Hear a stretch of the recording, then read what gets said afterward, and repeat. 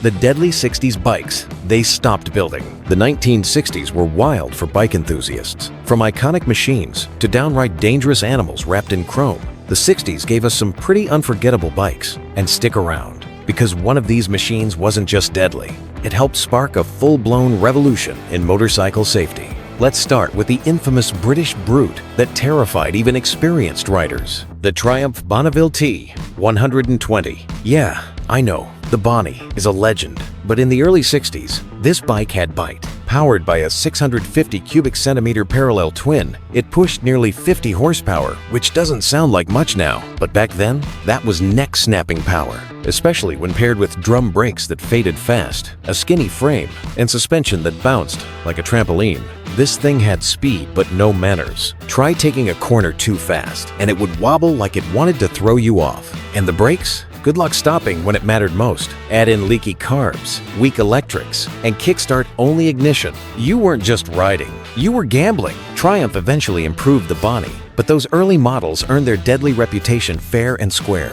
Still, they looked cool doing it. Now, if you thought the Bonnie was bad, wait till you meet the bike that helped bring down an entire brand. But before I reveal that to you, make sure you race to the subscribe button, as my son challenged me to hit 1,000 subscribers before Christmas. Now let's talk about that sinister brand killing bike, the Vincent Black Prince. By the 1960s, Vincent Motorcycles was on its last legs, and in a last-ditch attempt to save the company, they rolled out the Black Prince. This thing was basically a Vincent Black Shadow wrapped in weird fiberglass fairings. It was supposed to be the future, but it ended up being a mess. The Black Prince was powerful, no doubt. Its 998 cubic centimeter V-twin could outrun most bikes on the road, but it was heavy, top-heavy, and those full fairings trapped heat like an oven. The handling? Sloppy. The reliability? Questionable. And because it looked so different, even hardcore Vincent fans rejected it. The bike flopped. Vincent shut down not long after, and the Black Prince faded into history. But not before reminding everyone that power alone doesn't make a bike safe or successful. Let's switch gears a bit. What happens when a manufacturer tries to combine insane performance with zero experience? You get this next death machine, the Bridgestone 350 GTR. Yep, Bridgestone, the tire company. Back in the 60s, they decided to make motorcycles, and the 350 GTR was their flagship. It was actually ahead of its time. Rotary disc valve induction, 6-speed gearbox, lightweight frame, but it had one major problem. It was way too good. The GTR could hit 100 miles per hour easily and outpaced many British and Japanese rivals, but nobody knew what to do with it. The tire dealers selling these bikes had zero clue how to maintain or repair them.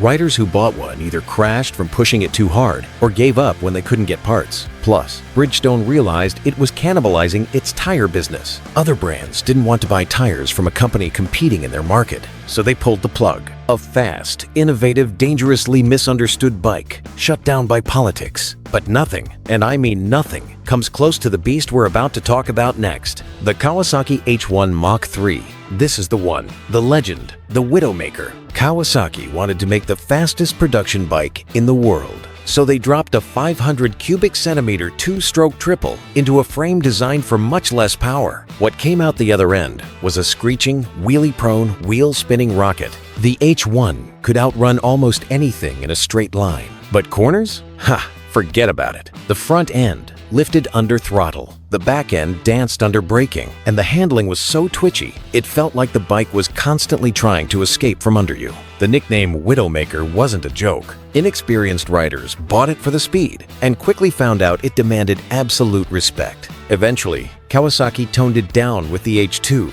but the damage was done. The H1 proved one thing.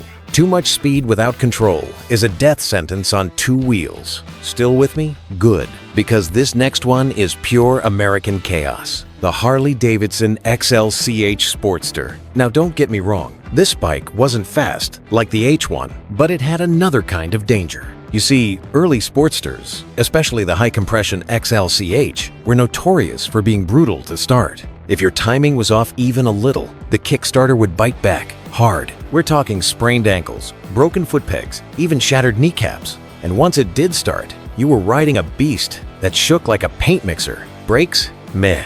Handling? Minimal. But torque? Oh yeah. It was built for raw American speed in a straight line. Take it around a corner fast, and you were testing your life insurance. Harley eventually tamed the Sportster, but those early models, they were more of a challenge than a ride. Now, speaking of cornering nightmares, the Suzuki T500 Titan. This thing looked pretty harmless. A 500 cubic centimeter two-stroke twin. Solid build, decent comfort. But Suzuki made one major mistake. They put skinny tires and basic brakes on a bike that was way heavier than it should have been. That combo made high-speed riding feel like a gamble.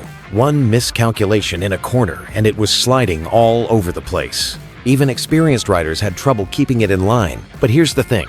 The T500 could have been a great bike. It had durability. It had torque. It had long-distance potential. But Suzuki pushed it out fast, and safety took a back seat. Eventually, they fixed the issues, but by then, the damage to its reputation was done. Now let's take a turn, literally, with the European brand that built a bike so unstable racers refused to ride it. The Ducati 250 Mach 1. Ducati in the 60s was still figuring things out. And the Mach 1? Fastest 250 cubic centimeter bike of its time. Sleek, stylish, and full of Italian flair. But the handling? Sketchy. The frame flexed under pressure. The front fork had too much play. And the bike developed this high-speed wobble that made racers back off the throttle just to survive. For a brand trying to build racing cred, that was a big problem. It didn't help that the electrics were fragile and the carbs needed constant tuning. The Mach 1 had speed, but no stability. And when you're flat out at 100 miles per hour on a light single-cylinder bike, stability means everything. Ducati learned its lesson and improved its future bikes. But the Mach 1 taught a hard truth. Not every fast bike belongs on the racetrack. And now, let's wrap this up with a machine that was so deadly, it forced the entire industry to change. The Honda CB450 Black Bomber. Honda? Deadly? Believe it or not, yeah. The CB450 was supposed to be Honda's answer to British twins. And on paper, it was brilliant. DOHC engine, 180-degree crank, electric start. Sounds safe, right? But the early CB450s had a massive flaw. A high-speed instability that made the front end wobble violently under throttle. Honda didn't fully understand frame geometry at high speeds yet. So when riders pushed this thing near its top end, around 100 miles per hour, the whole bike would shake like it was falling apart. It got so bad that Honda issued internal updates to the frame and fork, but the damage was done. The CB450's reputation never recovered. But here's the twist. The problems with the CB450 forced Honda to take chassis dynamics seriously, and that led to the CB750, a bike that redefined motorcycle safety and performance for the entire industry. But sometimes safety isn't even about the bike itself, it's about how you use it. And believe it or not, there are 20 deadly mistakes you might be doing every day that are putting you in serious danger, and you can find out all about it by clicking the video on screen.